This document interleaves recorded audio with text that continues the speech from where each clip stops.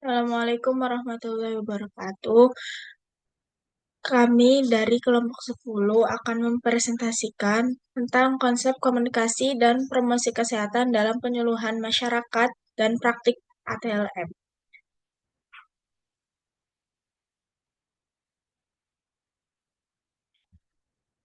Anggotanya yaitu ada Aulia Syafaatul Uma dengan NIM akhir 012, Dearifda Sari dengan NIM akhir 025, saya sendiri Halis Esi Jamil dengan NIM akhir 026, dan Putri Kamila Zikra dengan NIM akhir 029. Latar belakang.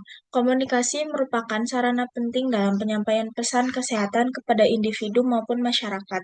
Promosi kesehatan dibutuhkan agar masyarakat mampu meningkatkan kesadaran, kemauan, dan keterampilan dalam menjaga kesehatan.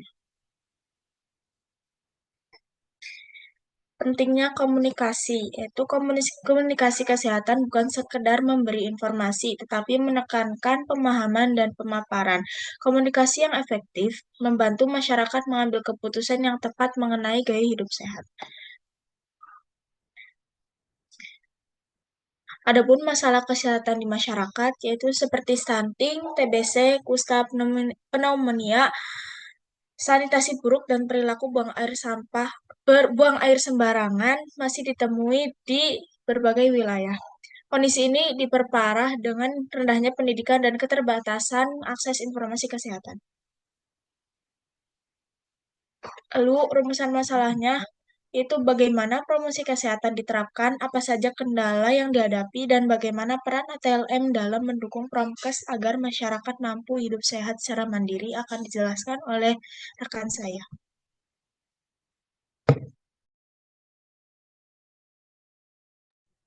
Next.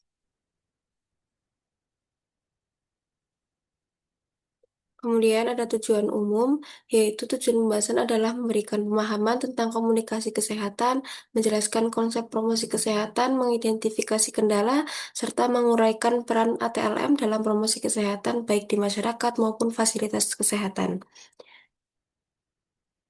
Next.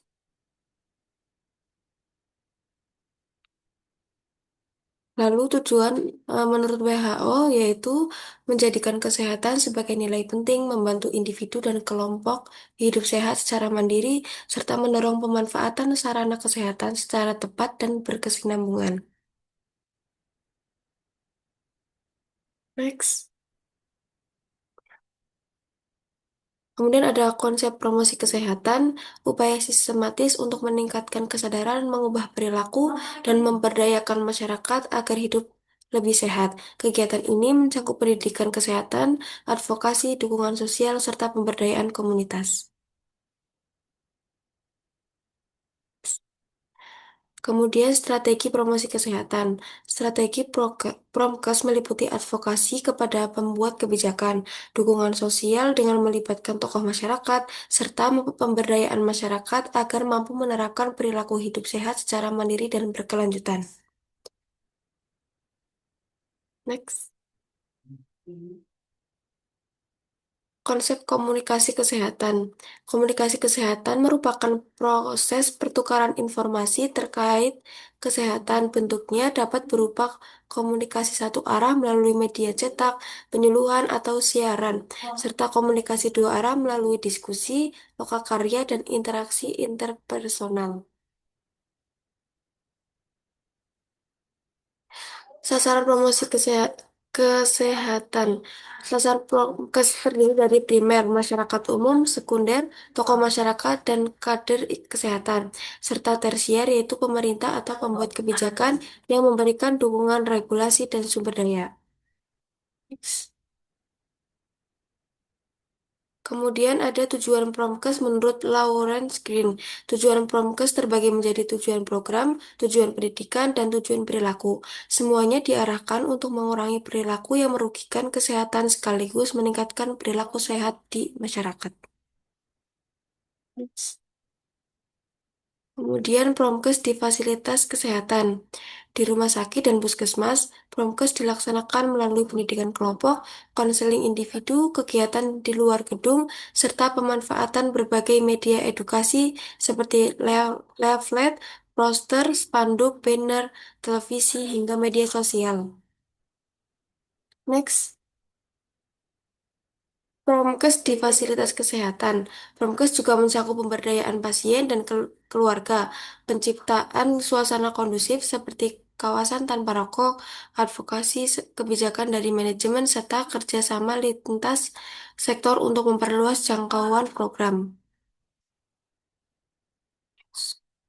Kemudian, next, kemudian slide ini akan disampaikan oleh rekan saya.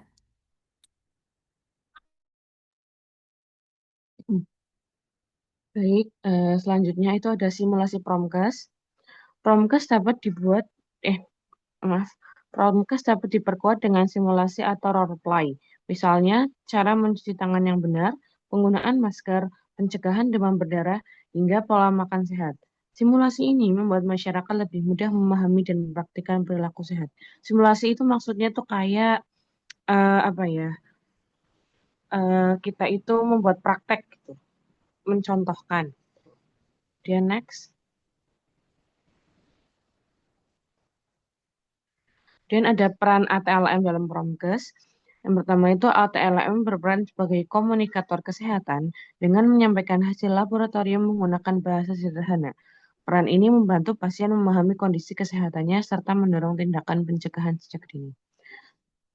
Selain komunikator, ATLM juga bertindak sebagai edukator, fasilitator perubahan perilaku, serta agen pemberdayaan masyarakat agar lebih peduli terhadap pemeriksaan kesehatan rutin, deteksi dini, dan pola hidup sehat.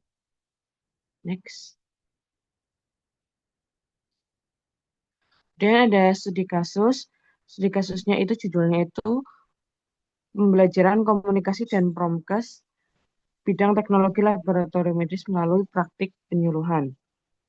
Latar belakangnya itu, promosi kesehatan merupakan upaya sistematis untuk meningkatkan pengetahuan, sikap, dan perilaku masyarakat agar mampu menerapkan hidup sehat. Dalam konteks ahli teknologi laboratorium medis atau ATLM, komunikasi dan promosi kesehatan berperan penting karena hasil pemeriksaan laboratorium sering menjadi dasar dalam penentuan diagnosis serta langkah pencegahan penyakit. Oleh karena itu, mahasiswa ATLM dibekali keterampilan komunikasi dan promosi kesehatan melalui praktik penyuluhan di lapangan. Contoh kasusnya itu, di Poltekkes Kemenkes, mahasiswa jurusan TLM mengikuti mata kuliah komunikasi dan promosi kesehatan. Sebagai bentuk praktik, mereka diminta membuat media edukasi berupa leaflet, poster, dan booklet mengenai pencegahan penyakit tidak menular, seperti diabetes dan hipertensi. Dengan menekankan pentingnya pemeriksaan laboratorium secara rutin, setelah media selesai dibuat, mahasiswa melaksanakan penyuluhan langsung kepada kelompok masyarakat di sekitar kampus. Next. Kemudian yang kedua itu pembelajaran komunikasi dan promosi kesehatan di bidang teknologi laboratorium medis melalui praktik penyuluhan. Ini masih lanjutan yang tadi, jadi itu hasilnya. Hasilnya itu 58% mahasiswa menghasilkan media berkategori baik. Itu desainnya menarik, pesannya jelas dan mudah dipahami. Kemudian 33,9% itu kategorinya sedang, 8,1% itu kategorinya kurang.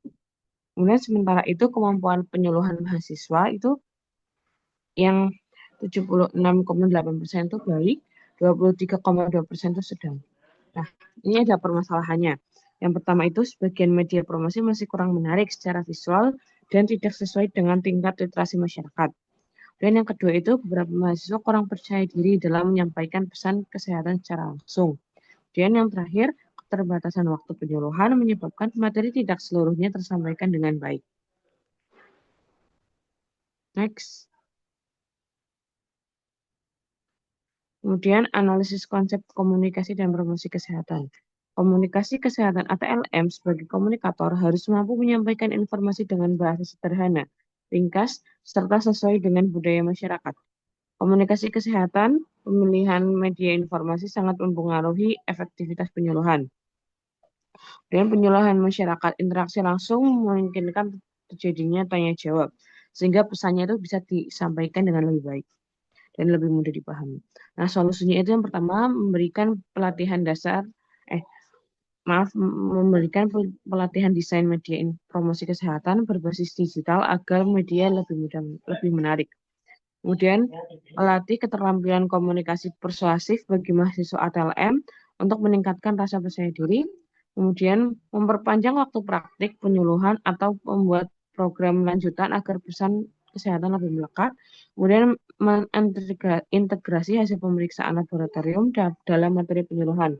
Misalnya menjelaskan arti hasil kolesterol atau gula darah sebagai bentuk komunikasi berbasis data. Next. Selanjutnya akan disampaikan oleh rekan saya. Jadi, kesimpulannya, studi kasus ini menunjukkan bahwa penerapan konsep komunikasi dan promosi kesehatan dalam praktik ATLM efektif untuk meningkatkan kemampuan mahasiswa dalam menyusun media edukasi, sekaligus menyampaikan penyuluhan. Sebagian besar mahasiswa mampu melakukan penyuluhan dengan baik. Next.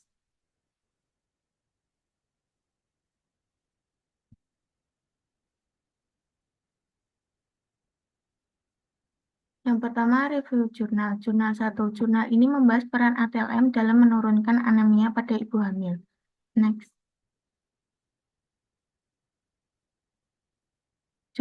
Jurnal 2. Penelitian ini mengkaji strategi komunikasi di Puskesmas Karangtaliwang untuk mencegah hipertensi. Next. Jurnal 3. Jurnal ini menyoroti promkes di Puskesmas Gegesik, Cirebon. Penelitian menyimpulkan perlunya tenaga khusus promkes agar program lebih efektif. Next. Kesimpulannya, ketiga jurnal menunjukkan pentingnya komunikasi yang berkualitas, penggunaan media tepat, dan peran aktif tenaga kesehatan termasuk ATLM. Next.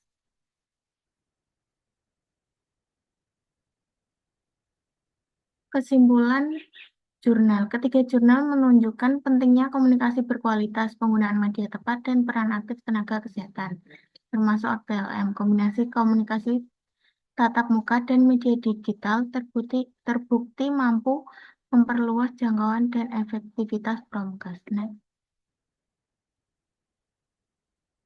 Kendalanya yaitu sering muncul rendahnya tingkat pendidikan, keterbatasan akses informasi, minimnya tenaga promkes, serta faktor budaya lokal yang kadang menghambat penerimaan pesan kesehatan. Next. Strategi mengatasi kendala.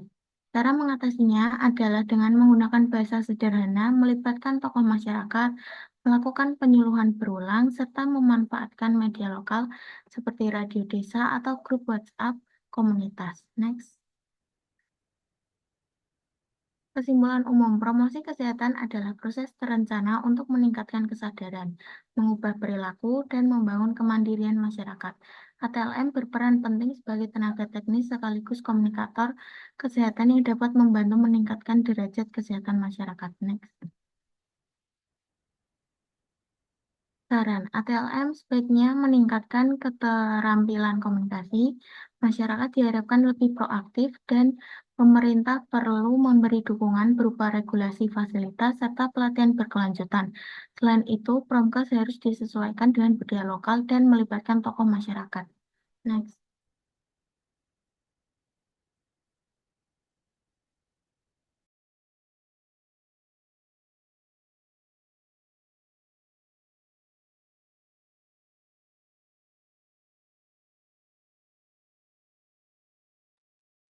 Baik, cukup sekian presentasi dari kami. Kurang dan lebihnya mohon maaf. Wassalamualaikum warahmatullahi wabarakatuh.